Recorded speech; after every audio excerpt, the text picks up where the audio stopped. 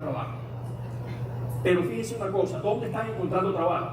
Ahí las líneas rojas lo que les muestran es que la informalidad se está convirtiendo en el vehículo para absorber ese personal que sale a buscar trabajo porque los costos se incrementaron. Entonces el poder adquisitivo de los hogares cayó, ya no es suficiente con un solo ingreso, sino que el cónyuge o el hijo tienen que dejar de estudiar o de cuidar a sus hijos menores para salir a buscar un trabajo. Pero ¿dónde lo encuentran? En su mayor parte en el sector informal. Le preguntamos a los empleados, a los empresarios, cómo estuvo la contratación de personal en los últimos 6 meses. El 37% nos dijo disminuyó, alrededor de un 54% nos dijo mantuvimos la contratación de empleados, solamente el 9% aumentó. Por sectores lo que tenemos es algo parecido, por supuesto las micro están saliendo de personal, las pequeñas y las medianas, pero fíjense algo interesante, las grandes no están saliendo de personal, las grandes están manteniendo o aumentando el personal. Un dato interesante también a tener en cuenta, ese dinamismo, y ya vamos a ver, sobre todo las grandes tienen mayor vocación de mirar hacia mercados diferentes al interno y exportar. Muy bien, acá está por sectores, el sector de la industria, sobre todo asociado a temas seguramente de la construcción, golpeada por lo que hemos conversado, tiene, digamos, un mayor impacto en, digamos, salir de personal.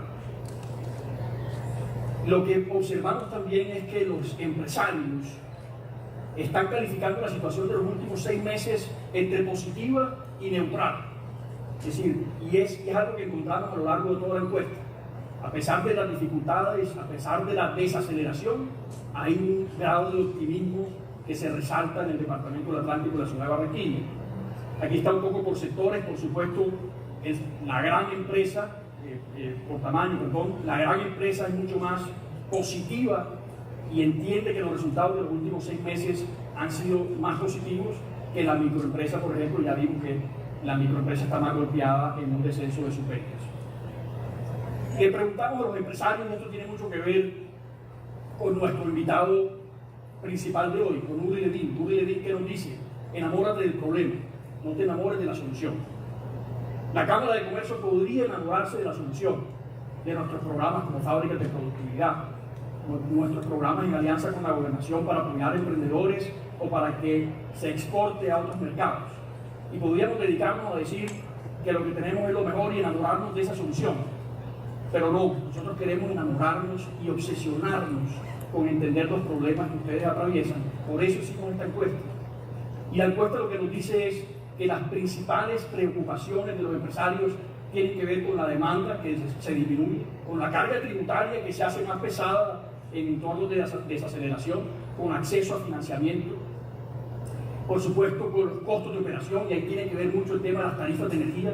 Por eso el día de mañana tenemos un segmento destinado a analizar qué va a pasar con las tarifas de energía, qué soluciones hay, pero adicionalmente vamos a tener un panel en donde empresas que ofrecen alternativas de autogeneración de energía les explican a ustedes qué ofrecen, qué ventajas tienen y si esas soluciones, sean paneles solares o sean motores a gas, son para su negocio. Vamos a tener un panel muy interesante allí. Y si ustedes se dan cuenta, este evento de hoy está orientado y muy asociado a cada una de estas problemáticas. Y las que no alcancemos a tocar en este evento las profundizaremos en nuestro trabajo y en nuestro plan de acción del próximo año. Nos enamoramos de esos problemas para ayudarnos a buscar soluciones. En expectativas, muy interesante lo que les decía, el empresario atlanticense es optimista. El 45% ve la situación futura con optimismo, el 45% es neutral y solamente el 9% es pesimista. Aquí están algunas acciones para implementar, pero por cuestiones de tiempo no me voy a detener en ellas. Quiero llegar al tema estructural. Tenemos que hacer una reflexión que vaya más allá del corto plazo, más allá del hoy, más allá de esta coyuntura de desaceleración. Y aquí les quiero mostrar, concéntrense en las líneas del segmento de abajo, estas líneas de aquí. Fíjense que el departamento del Atlántico tuvo un crecimiento interesante del producto por habitante en el periodo entre 2010 y 2014. Ahora, ¿qué es lo importante de una economía desde el punto de vista estructural? Que la economía crezca más que lo que crece su población.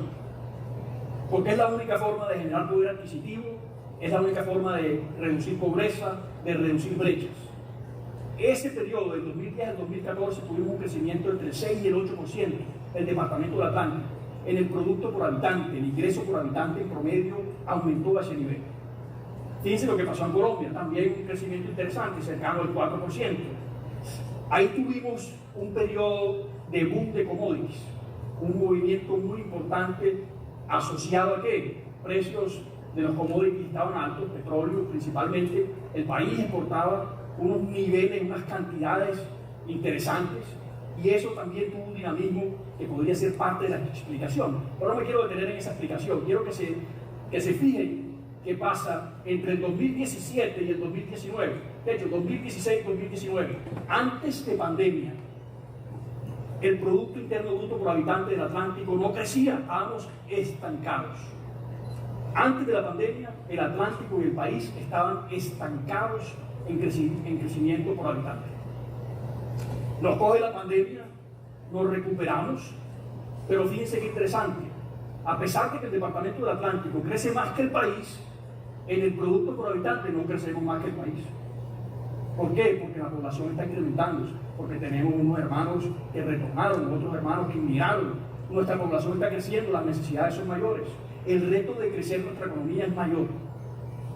Primera reflexión estructural. Segunda, el apalancamiento financiero viene desacelerándose mucho antes de pandemia, y no solamente para el Atlántico, para el país. Mucho antes de que las tasas de interés subieran, ya el empresariado estaba disminuyendo su apetito por adquirir crédito del sector financiero tradicional. Segundo llamado, muy importante entender qué pueden hacer para flexibilizar el acceso al sistema financiero, o como ya les dijimos, encontrar unos mecanismos alternativos de financiación.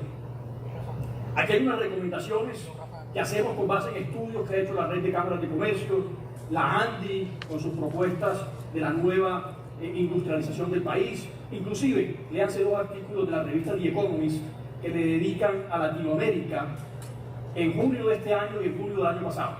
The Economist dice: Latinoamérica tiene una productividad muy baja, sus trabajadores tienen una productividad muy baja, y si siguen así no van a llegar a ningún lado. Y les proponemos las siguientes cosas. Yo hice un resumen muy corto. Esta es una receta que no es la más perfecta, tiene algunas ideas que coinciden entre esas propuestas de The Economist, de la ANDI, de los estudios de Confecámaras. Muchas de estas ustedes seguramente ya las conocen. No quiero decir que estamos descubriendo que el agua moja. Lo que quiero decirles es que a partir de aquí analicemos un poco cómo está el territorio. Por supuesto que necesitamos innovación, invertir en ciencia y tecnología, capacitar a nuestra fuerza laboral en capacidades técnicas y tecnológicas, no solamente profesionales, volcarnos hacia la exportación, tratar de aprovechar el nearshoring, tener mayor flexibilidad laboral, lo recomienda The Economist, por supuesto, y ahora vamos a mostrar unas cifras que resaltan un poco más eso. Construir desde lo micro, impulsando la movilidad empresarial y el crecimiento de alto impacto. No las leí todas, pero un poco la idea es ver qué está pasando en el territorio. Movilidad empresarial. ¿Qué quiere decir movilidad empresarial? Que una empresa micro pase a ser pequeña, que una pequeña pase a ser mediana, que una mediana pase a ser grande. ¿Cómo logramos eso? Porque es importante. Miren esto. Los empleados por cuenta propia tienen el 42% del empleo en el país. Ahí, entre ese gran grupo está la informalidad. Ahí puede que haya unos casos de contadores, de abogados, profesionales liberales que son empleados por cuenta propia, que por supuesto se pagan más de un salario mínimo y seguramente no encajan dentro de este promedio. Pero en promedio, la informalidad del país, el grueso de nuestra población, no alcanza a devengar un salario mínimo. 67% es lo que alcanza a devengar en promedio. En la medida en que una empresa se desarrolla, crece, empieza a pagar mejores salarios, empieza a generar mayor valor. Primera reflexión: ¿cómo generamos una movilidad una movilidad empresarial que nos ayude a incrementar nuestra riqueza? Y miren, este dato también estructuralmente nos debe golpear muy fuerte. El 23% de nuestros jóvenes entre 15 y 28 años no están estudiando y no están trabajando. O sea, pensémonos como una empresa, la empresa del departamento de Atlántico. ¿Qué necesita para producir? Talento humano, personal, capital, principales insumos. ¿Qué está pasando con el capital? Tenemos dificultades para acceder al sector financiero. 1 de cada 5 se puede financiar. ¿Qué pasa con el recurso humano? El recurso humano joven, que va a ser nuestra fuerza laboral del futuro, no está estudiando y no está trabajando. No está aprendiendo por la práctica. 23%. ¿Qué pasa con la informalidad? 55.8% de los empleados en el departamento del Atlántico, en el área metropolitana, están en el sector informal. ¿Cómo los capacitamos con habilidades técnicas y tecnológicas? ¿Cómo logramos que empiecen a trabajar y aprender para aprender haciendo? Otra reflexión estructural. Aquí hay una serie de acciones. Por tipo de empresa, por tamaño de empresa, le preguntamos en qué se quiere concentrar usted en los próximos años para aumentar su competitividad. Esto simplemente es un plan de acción para la Cámara de Comercio. Entender en qué está cada empresa, de acuerdo a su tamaño, y cómo esto encaja dentro de esa receta para crecer y tener movilidad social. Pero esto no lo podemos hacer solo como Cámara de Comercio. Para poder llegar a 75.000 microempresarios que hay registrados en el departamento del Atlántico, o para poder llegar a 375.000 unidades productivas que no están registradas en la Cámara de Comercio, que tienen una informalidad y una baja productividad, no lo podemos hacer solo como Cámara de Comercio, como gremios, como intergremial, como la ANGI. Tenemos que hacerlo en equipo con quién, con el sector público con quien venimos trabajando, con el sector público nacional y cada vez más con el sector público local. Hemos tenido alianzas exitosas con la Gobernación del Atlántico, con la Alcaldía de Barranquilla. Parte de eso queremos contárselo mañana en un conversatorio que vamos a tener temprano a las 8 de la mañana con la gobernadora del Atlántico, conversando lo que hemos hecho en conjunto, sector gremial, sector empresarial, con el sector productivo, y cómo eso nos está ayudando a transformar el territorio, a generar movilidad empresarial. Aquí está un poco el tema de la financiación. Aquí la utilizan los empresarios. Los empresarios micro, por lo general, utilizan la financiación, si acceden a ella, a materias primas, a comprar materias primas, básicamente, gastos operativos. En la medida en que las empresas son más grandes, pequeñas, medianas y grandes, ya empiezan a invertir en crecer su capacidad productiva, en innovar y en otras tareas que son fundamentales para crecer sus exportaciones. Aquí está un poco el tema de fuentes de financiación. Nuevamente, por tiempo no me voy a detener. Esta encuesta vamos a publicarla en nuestra página. Quiero entrar al tema de exportaciones. En el Atlántico, el 78% de las exportaciones las generan 20 empresas, 20 campeones, 20 líderes. Por supuesto, nuestra tarea es aprender de ellos. Y parte de lo que queremos hacer es que estos líderes nos generen unos testimonios de inspiración, que nos generen un conocimiento que se pueda irrigar a otras empresas. Eso lo vamos a tener en paneles.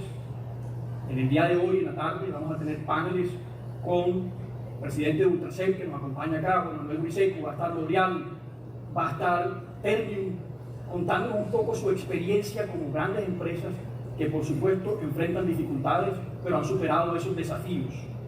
Y la Cámara de Comercio también va a tener una especie de masterclass, unos videos con las mentes de empresarios del territorio que esperamos poner a disposición de los demás. ¿Cómo aprendemos de lo que hacen estos 20 grandes campeones? No son los únicos. Por supuesto, aquí fuera de estos 20 hay otros grandes jugadores que exportan, pero en porcentaje lo que queremos resaltar es: tenemos que lograr que este conocimiento, esta pujanza de estas empresas se irrigue al resto del tejido empresarial. ¿Y por qué? Porque fíjense qué pasa con Costa Rica y fíjense qué pasa con País Vasco. Son dos ejemplos. El País Vasco, que es una región de España, no es un país, a pesar de que ellos se consideran y se sienten como un país así como la región Caribe, el País Vasco es una región de España que se puso en la tarea de decir: nosotros nos vamos a desarrollar a punta de esfuerzo propio, no vamos a esperar que nadie nos traiga soluciones de afuera. Y fíjense qué pasa con País Vasco. Exportaciones, 30.000 millones de dólares. Población, 2.200.000 100.000 habitantes, muy cercano a la población del departamento del Atlántico. ¿Cuánto exportan por habitante? 14.000 dólares por habitante de exportación. ¿Qué pasa en Costa Rica? Un país pequeño del Caribe, no te vayas tan lejos a España, vamos al Caribe. ¿Qué pasa con Costa Rica? Está exportando 3.500 dólares por habitante al año. Colombia, por supuesto, tiene un impulso porque ahí está también el sector minero-energético. Atlántico no tiene tanto minero-energético, pero estamos en 873. ¿Qué tenemos que hacer como reflexión estructural para llegar a los 14.000 del País Vasco? Bien, ya estoy terminando. Acciones innovadoras. Cuando le preguntamos a los empresarios cómo están en innovación, qué están haciendo para innovar, fíjense lo que pasa a la derecha, ninguna de las anteriores. Fíjense qué pasa con las micro, con las pequeñas, con las medianas, sobre todo las micro y las pequeñas. Más de la mitad dice: yo no estoy haciendo nada para innovar. Yo no estoy haciendo nada para innovar. Gran parte del ejercicio es cómo logramos que las empresas, las micro y las pequeñas, puedan innovar. No es fácil, pero cómo logramos inspirarlos y darles las herramientas para que innoven, para que mejoren sus productos, así como lo hacen las grandes, que como pueden ver ahí, están invirtiendo en innovación para ingresar a nuevos mercados y para mejorar sus productos y servicios, y como también la mediana empresa también está tratando de invertir para mejorar sus productos y sus servicios. Aquí hay algunas acciones innovadoras que están pensando implementar las empresas. No me voy a detener mucho ahí. ¿Cuáles son los obstáculos para la innovación? Por supuesto, la situación económica no ayuda a innovar. Sin embargo, de cada crisis sale una oportunidad.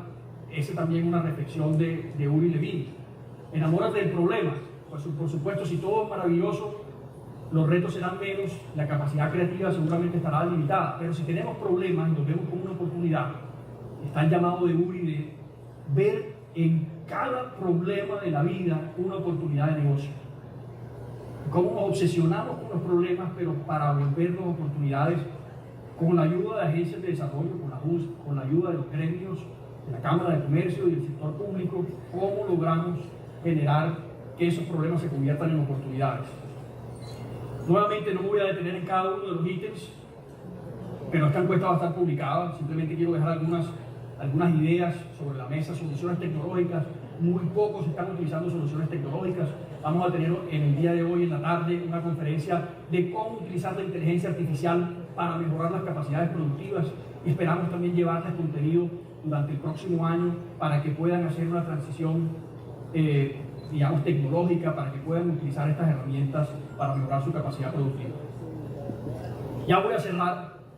Quiero cerrar con esto. Hicimos una encuesta, 749 empresas. Quisimos acercarnos a ustedes, entender en qué están, cuáles son sus problemas. Parte de esto nos lleva a organizar este evento. Esto, como les decimos, va a ser parte de nuestro plan de acción, porque así como Uri nos dice que nos enamoremos del problema y no de la solución, la Cámara de Comercio de Barranquilla quiere enamorarse, obsesionarse por entender el problema que ustedes tienen. No siempre vamos a tener la solución, no podemos tener la solución para 75.000 microempresarios, para 375.000 unidades productivas, para los 5.000 pequeños empresarios y las demás empresas del territorio, pero tenemos las ganas de entender por lo que están pasando, de proponer soluciones y de articularnos con otros gremios, con el sector productivo local y ojalá con el nacional, para ofrecerles a ustedes las soluciones que permitan que el sector empresarial crezca, haya movilidad social y beneficio para todos los ciudadanos. Bienvenidos a Caribe Biz Forum 2023. Disfruten de mí.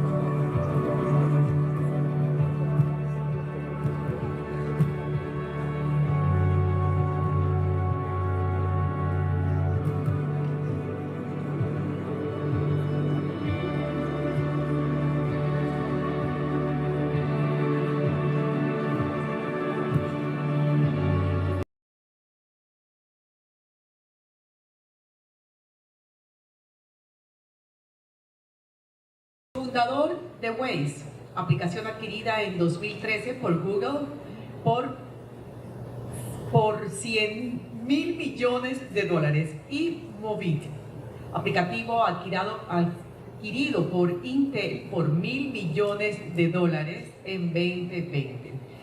Caracterizado por interrumpir los mercados ineficientes y mejorar los servicios que funcionen mal, centrándose en resolver grandes problemas.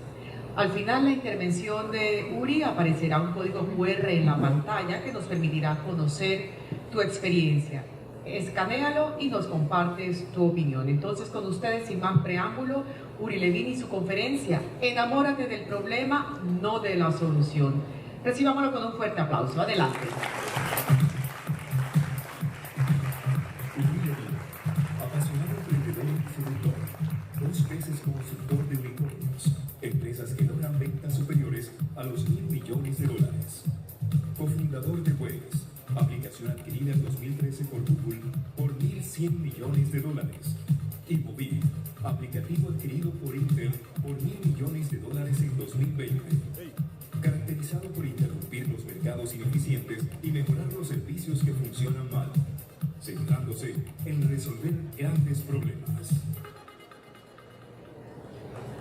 Good morning, everyone. Really happy to be here. I think it's the first time that I'm actually presenting in Barranquilla. I've presented in multiple places in Colombia, but not in Barranquilla. Let me start by a question. Who is using Waze? Raise your hand. Thank you. You know, when we started, we did not even imagine that this is going to make such a significant impact on the life of everyone. And you know, the mission is about value creation. And when there are so many people using Waze, then I feel like I fulfilled my destiny of creating value.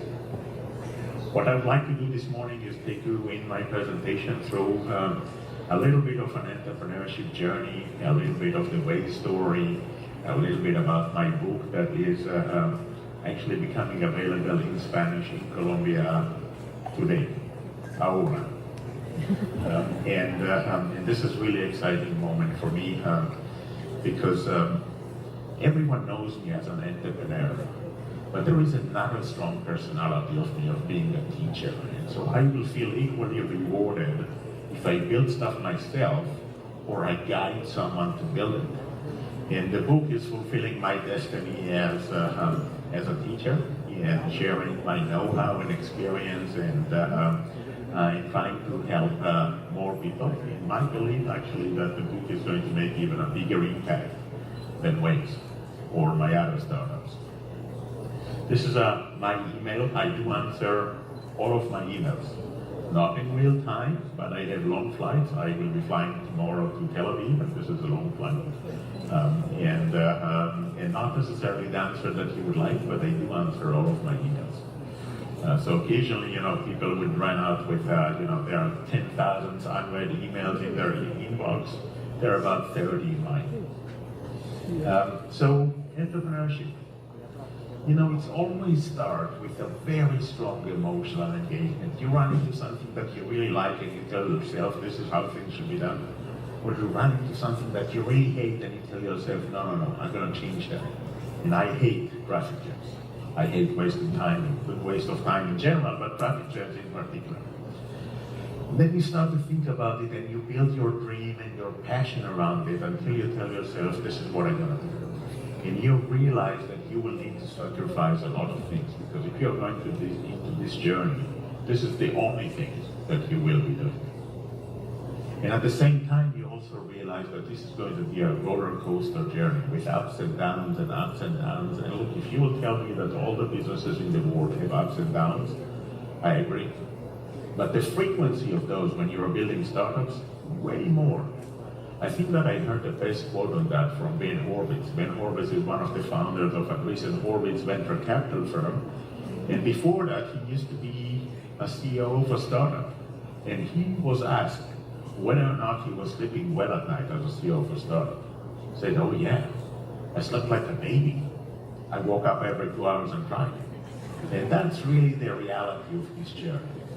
So for a second, I'd like to share another perspective of this journey. Building a startup is exactly like falling in love. So there are many ideas that you think of, and eventually there is one idea that you tell yourself, this is what I'm gonna do. You go to many dates, eventually there is one that you tell yourself, she is the one. Now at the beginning, you only want to spend time with your date, you don't care about the rest of the world. You're thinking of your new ventures from multiple perspectives, right? This is the problem I'm going to solve, and this is how the solution is going to look like, and this is what I'm gonna do tomorrow morning, and this is my end game, and this is my vision, and so forth, until you feel confident enough. Then you go and tell your friends, this is what I'm gonna do. Now the first reaction is always the same. This will never work. And these are the nice guys. The nicer guys, they will tell you this is the stupidest idea that I ever heard. And trust me, I heard that multiple times. You take your date for the first time to meet your friends, and they're saying, yeah, she's not for you. This is where you disengage from your friends. So the good news is that you're in love and you don't listen to anyone else. The bad news is that you're in love and you don't listen to anyone else. But you actually have to be in love to go into this journey. Because this journey is going to be a roller coaster journey, it's going to be a long journey, it's going to be a hard journey. And you have to have enough passion to go into this journey. Now for me, the journey always starts with the problem. Think of a problem, a big problem, something that is worth solving, something that the world will become a better place if you solve that. And then ask yourself, so who has this problem? If you happen to be the only person on the planet with this problem, then I would say, you know what, go to a shrink. Way cheaper than building a startup. But if a lot of people actually have this problem, what you really want to do next is go and speak with those people and understand their perception of the problem. And only then go and build a solution. Now, if you follow this path, you validate the problem with the users and then build a solution. If the solution works, it's guaranteed that you're creating value. But if you start with the solution, you might be building something that no one cares, and that's going to be really frustrating. Now what happens is that when you validate the problem, you actually fall in love with the problem. You feel like those people that tells you that they have this problem, they sent you on a mission to solve that for them. And this is a critical part. This is maybe the most important part of the validation, is that you want to validate that you are going to create value. Now, at the end of the day, if we say the journey is about value creation, simplest way to create value is solving a problem. But when you follow this path, what happens is that the problem is going to serve as the North Star of your journey. And when you have a North Star, you're going to make less deviations from the course. And you increase the likelihood of being successful. But the other part of it is that your story is going to be way more compelling. Just imagine that we will be here in 2007, and I will tell you, oh, you know what, I'm going to build an AI crowdsource-based navigation system. And everyone is going to say, oh yeah, very interesting. No one cares. If I will tell you I'm going to help you to avoid traffic jams, then you do care. So when you tell your story about the problem, you actually create emotional engagement with the listeners, with the audience. The users, the customers, the investors, the media, everyone cares. If you speak about the solution, they don't even know why they should care. And this is actually increasing your likelihood of creating engagement, faster engagement with customers, and essentially create a more successful offer. Now, we already established the underlying assumption that this is going to be a roller coaster journey. But there is another dimension. This is going to be a journey of failures. Look, we're trying to build something new that no one did before. And even though that we know exactly what we are doing, the reality is that we don't, so we try. We try one thing and it doesn't work, we try another thing and it doesn't work. We keep on trying different things until we find one thing that does work. Now, if you realize that this is going to be a journey of failure, then there are two immediate conclusions. The first one is that if you're afraid to fail, in reality, you already failed because you are not going to try. Albert Einstein used to say that if you haven't failed, that's because you haven't tried new things before. If you're going to try new things, you will fail. And this is something that is really dramatic here in Colombia and in general in Latin America. Fear of failure is high. People are afraid to fail, and the result is that they're not going to try new things. This is something that we, as the Chamber of Commerce, as a country, we need to change. We need to lower the fear of failure, so we will have more entrepreneurs. And if we have more entrepreneurs, then we will end up with more successful startups and more successful companies. The other part, the other conclusions of the realization that this is going to be a journey of failures, you have to fail fast. Because when you fail fast, you still have plenty of time and plenty of resources to try something else, to build another version of the product, to take another go-to-market approach, to try another business model. And the faster that you fail, you actually have more attempts to make it happen. And when you have more attempts, guess what? You increase the likelihood of being successful, as simple as that. Just imagine that you're playing basketball and you try to score from half court. Now, if you're not Steph Curry, you're likely going to miss. But if I will give you 100 balls to try to score from half court, one of them is going to make it. And this is really the approach. This is really dramatic. The third dimension of this journey is that this is going to be a very long journey, way longer than you can imagine. And the longest part of it is the one that says desert of no traction. And I often compare that to the desert, but let's compare that to a jungle. Right? So there is, between here and Bogota, it's actually a complete jungle all the way. Just imagine that you need to take this course. You're making progress. You are walking all day long and you're making progress and there are only trees around you. You don't see that you're making progress, but you do. And you want to continue walking into the same directions every day and every night, even though that you're not seeing that you're making progress. This is actually pretty significant because most of the startups will die in that desert. And the most important part of this desert, the way out of the desert, is to figure out product market fit. And product market fit is very simple. That means that you create value to your customers. If you don't create value, you will die, as simple as that. In fact, you never heard of a company that did not figure out product market fit. They simply died, that's it. So for a second, I want you to think of all the applications that we are using every day, right? Using Waze, searching Google, using WhatsApp, Netflix, Uber, whatever it is. And ask yourself, what is the difference between any of those today and the first time that you're trying it? And the answer is that there is no difference. We are searching Google today the same way that we searched Google for the first time in our life. We're using Waze today the same way that we used Waze for the first time in our life. So once a company figures out product market fit, they don't change that anymore. That's the value that they bring to their users. They don't want to change that. They actually move to the next part of their journey, which could be about figuring out business model or figuring out growth and so forth. But from their value, they don't change that anymore. Now, how long did it take them to figure that out? We don't know. But it's a long time. It was 5 years for Microsoft. It was 4 years for Waze. It's always a matter of years. It was 10 years for Netflix. Now, if you'll tell me, wait a minute, what about ChatGPT? They just started this year. No. They are 7 years old. It takes time to create value. That, we all know, it takes time to create value. It takes time to figure out product market fit. And there is only one metric for product market fit: retention.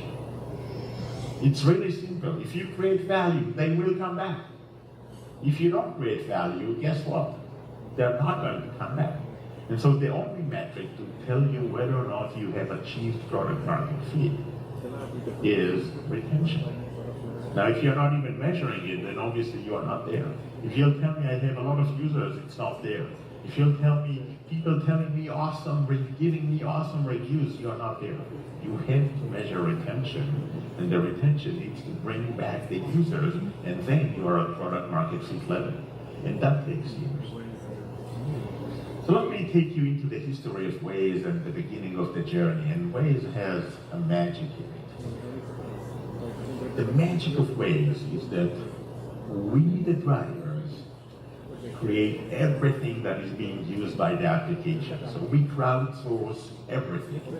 Waze essentially is a red social de conductores para conductores. So this is really important. We, the drivers, help the rest of the drivers. Not just traffic information and speed traps, the map itself. So when we started, that was the map of Tel Aviv, blank page. There was actually nothing on the map. And when the first driver drove, we collected the GPS data from the device, and if we take this GPS data and draw that on the blank page, this is what we're going to get. Now if we take that from a lot of drivers, we're starting to get something that looks like a map. If I will tell you that this is a traffic circle in the middle, it is a traffic circle. If I would ask, can you tell the difference between a main road and a street? You can see the density and tell me, okay, you know what, this is main road and over there it's a street. If there is an intersection that no one is making a left turn, then no left turn is allowed. If there is a road that there are 100 people going into one direction and there is no one else driving the other direction, that will be one-way street. There is a road that there are 100 people going into one direction and there are only 2 driving the other direction. This is a one-way street in Tel Aviv. Now essentially, if you have computer science background, raise your hand for a second. So this is one of the major problems of the ecosystem, not enough engineers. Major problem, not enough engineers. But if you have computer science background, you would know that if I can describe something, we can build it. And this is exactly what we did. We built a software that takes all of this data and creates the map. Now initially the map is incomplete, but then we enabled map editing tools that people can provide us with street names and house numbers and points of interest to make the map fairly complete relatively fast in populated area, and obviously very slow in rural areas. Now at this phase, if we don't have someone that is driving slow, then we can actually figure out that there is a traffic jam here. And if we have a lot of drivers all over, we can actually figure out where all traffic jams are and route people to avoid traffic jams. And this is the magic of Waze. We, the drivers, create all the content that is being used by the application. And in fact, our contribution to the rest of the drivers is way more significant than the value that we get ourselves. And this is what creates this equilibrium, that everyone is contributing even by passive participation. So when you drive with Waze, Waze knows where you are and where traffic jams are, and helps the rest of the drivers based on that. What we're seeing in this video is how the map was created in a few places in Central Europe, and you can see the date, beginning of 2010. By the way, it will zoom in into the center area. This is Bratislava in Slovakia. And it took the map about 6 months to become good enough. Now Waze is free. Free and good enough wins the market. No one can compete with that. No one can compete with free and good enough. There is no valid offering that you can make to anyone that will make them switch away from something that is good enough. Now let me take you through the journey, because even though that the journey seems to be like a magic, this journey was long and hard and roller coaster and journey of failures. We started in 2007. I met the other 2 co-founders and we decided that this is what we're going to build, and we built the first version running on a PDA. Remember? Long time ago there were dinosaurs, and then PDAs, and then Nokia phones, and today we all have iPhones and Android. This long time ago is 15 years. That's it, 15 years. This is how fast the world is changing. Just imagine that we will have a time machine and I'm going to send you over 15 years ago. That means they're going to take away your iPhone and Waze and WhatsApp and Uber and Netflix and pretty much everything that we're using every day. Now I'm looking at the audience here and I'm looking at the audience over there. They will not survive. We might survive. They won't. If I would take away the iPhones from my kids, they will not survive. As simple as that. Now, when we think about how the world is changing, for a second, we know that the pace of innovation is increasing. We know that the future is going to come faster than the past. So if this is the changes that happened in the last 15 years, then for a second, I want you to imagine the next 10 years. Now, we don't even know what's coming, but just for a second, think of the top 10 companies of the world, right? So Apple and Amazon and Google and Microsoft and think about those 10 and ask yourself which one of them is going to remain in the top 10 a decade from now. Now, we don't know, but only 5. We don't know which one. If we will know, then I will tell you, you know what, sell short on the other, and we are done. But we don't. What is more interesting is to ask the questions, which companies are going to take their place in the top 10? Some of those names, you haven't heard them yet. This is how fast things are changing. Now, if you'll tell me, okay, OpenAI with ChatGPT is going to be there, then let's assume that we had this discussion a year ago, that you haven't heard the name yet. Tesla is 16 years old. That's it. 10 years ago, not sure that all of us have heard the name. Entrepreneurs, business women that right now they are leading their corporations. They achieved product market fit, and they are, leading these great organizations that they will tell us a little bit more about. But first of all, I want to say I already read the book, and it's great. Definitely it's great, and something caught my attention, and I want to share it today. Is you say in the book, once you achieve product market fit, you have to start again. And maybe some businessmen and women here are thinking, okay, this is a nice theory, nice experience, great success, but is that applicable to me? Because I already have customers, I already think I have product market fit. But my question is, Yuri, do you think that obsession with PMF, it's applicable to any company? It doesn't matter how many years it has, because the uncertainty, but also because the problems change. So do you think it's applicable to everything, and how the tools that you provide in the book can be applicable to everybody? So thank you, and there is a major difference between a startup that figure out product market fit, and then they basically bought themselves a ticket to the next part of the journey, which is maybe figuring out growth or figuring out globalization or figuring out a business model. And this is really challenging because the role of the CEO is to switch gears. We're moving from one phase that we know exactly what we're doing in this phase, and we know who are the most important people. These are the product people. And now we are moving into a new phase, and all of a sudden everything changes. And the product, we shouldn't touch the product anymore, right? Because the product is generating the value that we wanted. For a corporate that wants to innovate, this is completely different. So some of the challenges of a corporate to innovate is the realization that this is going to be a very long journey. Some of the challenge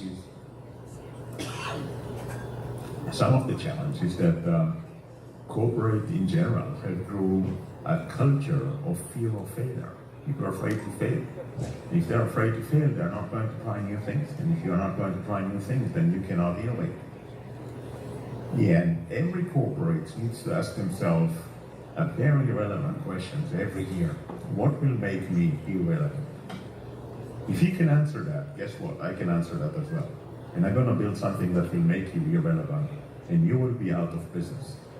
And look, there are tons of examples, right? We can take Netflix that approached Blockbuster at the time. Blockbuster was the market leader, and asked them to acquire them twice. And Blockbuster said no. And they justified that in their management meeting. They said, whatever they can build, we can do it better. And you look at it and you say, okay, big mistake. We don't know that. That part we don't know. Right? Yahoo and Google, right? Google doesn't strike us as a company that ever struggled, but they actually did. And they were unable to raise capital, and they approached Yahoo and asked Yahoo to acquire them for $2 million. 2 million, not 2 billion, not 2 trillion, just 2 million. And Yahoo said no. Now you look at them and you say, big mistake. But we don't know that. We don't know what would have happened if they would have said yes. The more important part of it is that corporates are going to miss opportunities time after time because they believe that whatever we are currently doing is right. And in order to disrupt the market, in order to really innovate, you need to start with a very different perspective. Whatever we are currently doing is wrong. Now, when I'm alone in the room, I can tell myself that I'm wrong.